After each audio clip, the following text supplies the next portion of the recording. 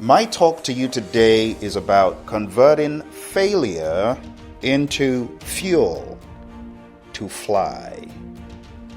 Converting failure into fuel to fly into success. Converting failure into fuel to flourish. Converting failures that have happened in your life into fuel to finish whatever you started working on. The question is not, will failure come? The question should be, how will I react when failure does come? Because failure shows up in different ways, in different forms. But you should ask, how will I transcend to fly beyond the failure? So I encourage you to have a mindset to convert failure into fossil fuel to propel you.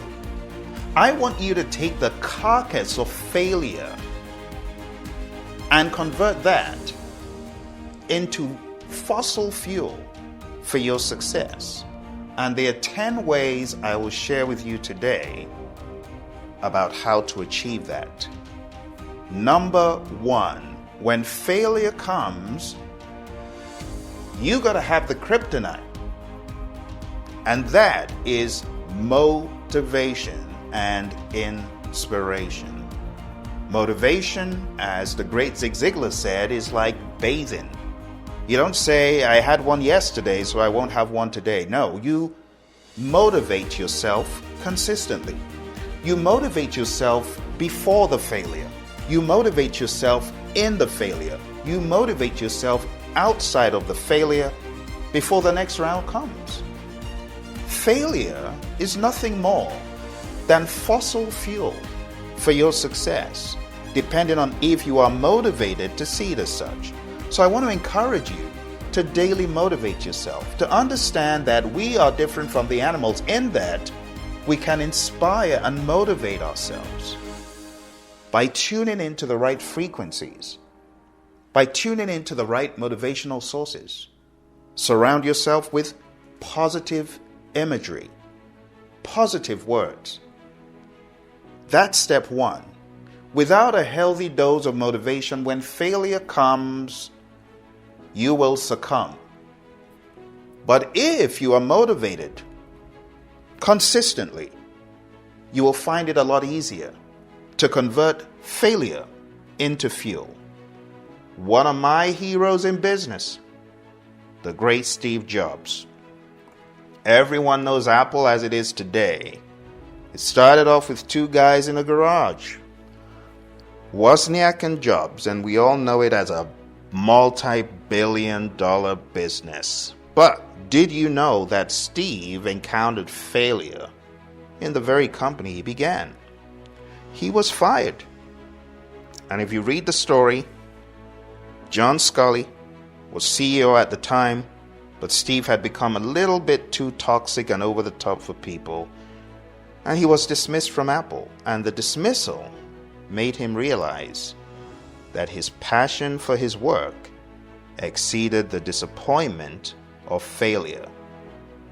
Immediately after, he created a new venture known as Next. Eventually, he acquired Pixar, which is now part of the Disney brand. Eventually, Jobs got back to Apple, and it was home run after home run, all the way up to the iPod and the iPhone and the iPad. It started with failure, being kicked out of his company, and coming back with a vengeance. Many of his fans call it the second coming of Steve. And when he came back, he had converted his failure into fuel.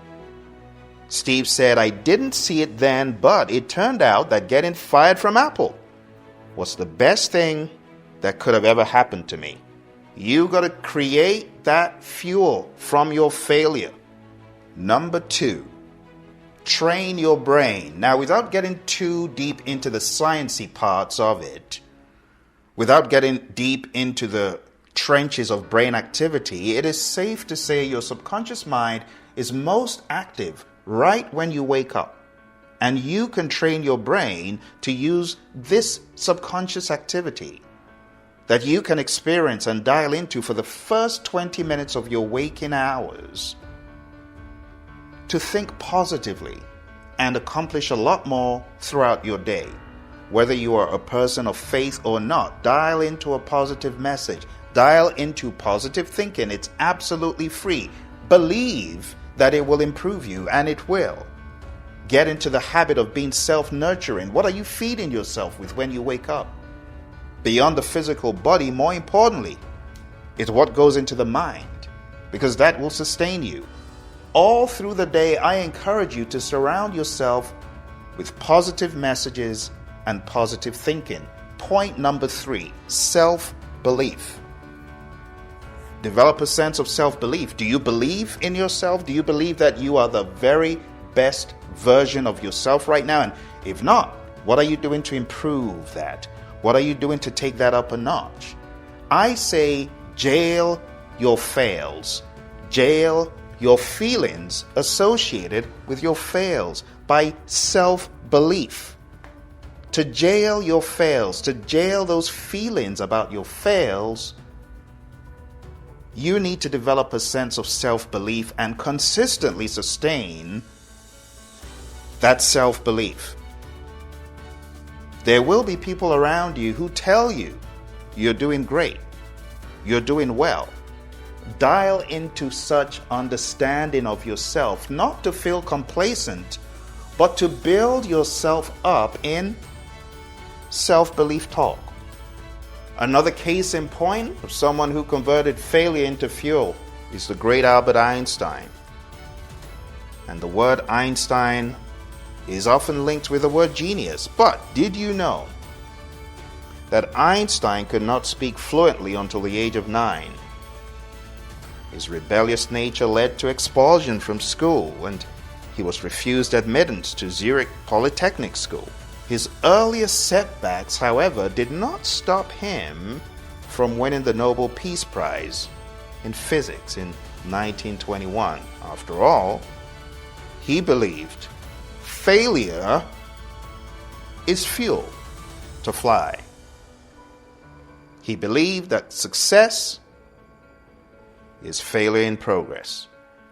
And to this very day, Einstein's research has influenced various aspects of life: culture, religion, art, even late-night TV. So just because you have not achieved what you may consider anything great, it does not mean that you cannot be a genius like Einstein. Number 4, consistent health plan. In order to deal with failure when it comes, you're going to have to be in a great state of health. And one of the ways you can get into a great state of health is by intentionality, in seeking to consistently improve your health standard. And you do that by developing a consistent, intentional, valuable health plan. You know what you're doing when you have a health plan? You are showing intentionality about those who are around you and your care for them. You are being intentional about caring for your loved ones and taking care of yourself. The key thing is doing this with an intent to roll through the turbulence, to come out on the other end and being able to live with passion. If you're doing awesome in terms of health, you'll find it a lot easier to convert failure into fuel. Number 5, surround yourself with lifters. What do I mean by this? There are 2 people in life, only 2 people. There are those who lift you and help you fly, and there are those who take you down to the basement of depression, of self-doubt and unbelief. So my question to you is, which one are you? You are either a lifter or a leaner. You're either in the way of success or on the way to success. Which one are you? Your countenance says a lot. Smile and be happy. Be grateful for life. There's so much to be thankful for. I often tell my friends, I'm grateful that I'm 6 feet above ground. If there's nothing else that you find to be thankful for, be thankful for that one thing. Now, speaking of those you're surrounded by, just take a look at people's faces in the mall, at the post office, on the way to work, on the road, and you're going to find faces that absolutely elevate and give you energy. And you're going to find those who you may want to avoid because they put you in a depressed state. We want to be the former, those who elevate, have a ready smile, have a look of determination and encouragement. Number 6, self-talk. You watch what you say to yourself, because if you say to yourself, you're an idiot, you're a dummy, you know nothing, trust me, it will come to pass. So instead, ask yourself, what do I want out of life? Ask yourself, what do I really want? And be specific about what you want. Instead of dwelling on your current state, focus on your future state. Focus on how you can convert this current failure into fuel to fly so you can flourish. Number 7, picture the future. In other words, meditate on the future, an outcome of you converting your failure into fuel for you to fly. There was once a student I had who experienced failure on a professional exam that I trained 6 times. And this student kept going and going and failed it again for a 7th time. Now, a lot of these failures were before I encountered this student, but once this student failed once on my watch, I gave this student some advice about what to do. And I built this student up in my words of affirmation and encouragement. I still remember today driving to a doctor's appointment and getting news of this student's failure. But instead of taking this student down, I built this student up. On the 8th try number 8, this student finally killed the exam and succeeded. And you want to know what? Today, this individual has very little recollection of those other 7. All that this student remembers is, I am now certified as an expert. And I want to encourage you, my friends, don't allow failure to make you flounder and flail. Instead, make failure fuel for your flying. Convert the carcass of failure, because you got to make it a carcass. A lot of people allowing their failure to flourish. No. You want to kill that failure in your mind. You tell failure you are dead. You become fuel for my flourishing. You become fuel for me to fly.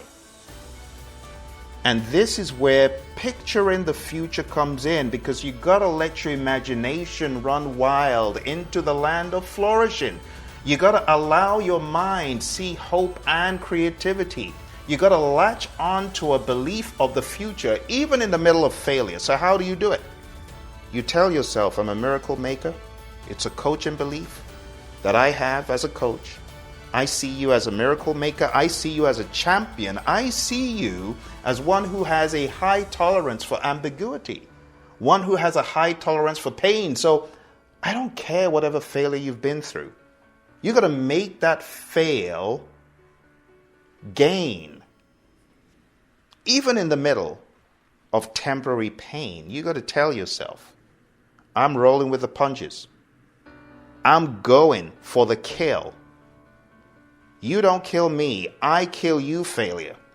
And I convert you to fuel for my flourishing, for me to fly and transcend above you. I want you to picture the future. I want you to write down specifics. Build yourself up day in, day out, and tell yourself, I'm a success.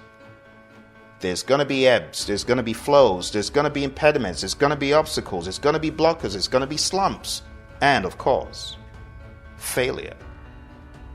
But you got to do this next thing in the middle of any failure. Number 8, be relentless. You got to be like a crazed bear, bounding after the kill, bounding after the opportunity, bounding after what you had your target on, my friends. You got to get into action. Don't wait for an ideal situation. If you believe it, you can see it. And if you can see it, you can relentlessly pursue it. You got to be unreasonable to do what Paul said in the good book, which was, call the things that are not as though they are. You got to be unreasonable, even in the middle of failure, to say, I don't care. I will achieve, and I am on my way to achieving my goal, my definite chief aim, whatever that may be. Number 9, in the middle of failure, I have realized that giving back is a balm. Whatever giving back is in your world, giving a word of encouragement to someone else, helping someone else learn from the failure you've been through, my friend, helping someone envisage their future or make their own way. Or maybe it's giving someone a meal. Maybe it's giving someone a helping hand. Maybe it's giving someone of your time. Give something back. Give your time. Give your talent. Give back in some way to the universe. And I tell you, my friends, the energy that you create, the consciousness that you embody will be evident, and it will flow back to you, even in the middle of failure. When there's failure, it's time to get up and be valuable to someone. To be successful, you must be willing to do the things today others won't do, in order to have the things tomorrow that others won't have. Convert your failure into fuel. Another famous individual who we know that has experienced failure multiple times is the great Michael Jordan. Arguably one of the best, if not the best, in the game of basketball. But Jordan says, I've missed more than 9,000 shots in my career. I've lost almost 300 games. 26 times I've been trusted to take the game-winning shot and missed. I've failed over and over and over again in my life. And that is why I succeed. You got to convert the failure, my friends, into fuel for your success. And that takes us to point number 10. Create fuel from failure. You got to make it okay to fail. You got to make failure fuel. In order to get the fuel, there is failure. You convert it by killing it. To kill failure, you got to kill those feelings that tell you you are no good. Those feelings that tell you you've been a disappointment. No. Failure is on the road to success. You don't have to be great to get started, but you must get started to be great. My friends, I want to leave you with a final thought. Walt Disney dropped out of high school at a young age in a failed attempt at joining the army. One of his earlier ventures, Laugh-O-Gram Studios, went bankrupt due to his lack of ability to run a successful business. He was once fired from a Missouri newspaper for not being creative enough. Yet, today, the genius behind Disney Studios is responsible for generations of childhood memories and dreams from Snow White to Frozen. Disney will continue to entertain for generations to come. And I could go on and on, my friends, sharing with you stories of so-called failures who were only pioneers, greats, legends, successful individuals. But one thing they did that you need to do is convert failure into fuel for your success.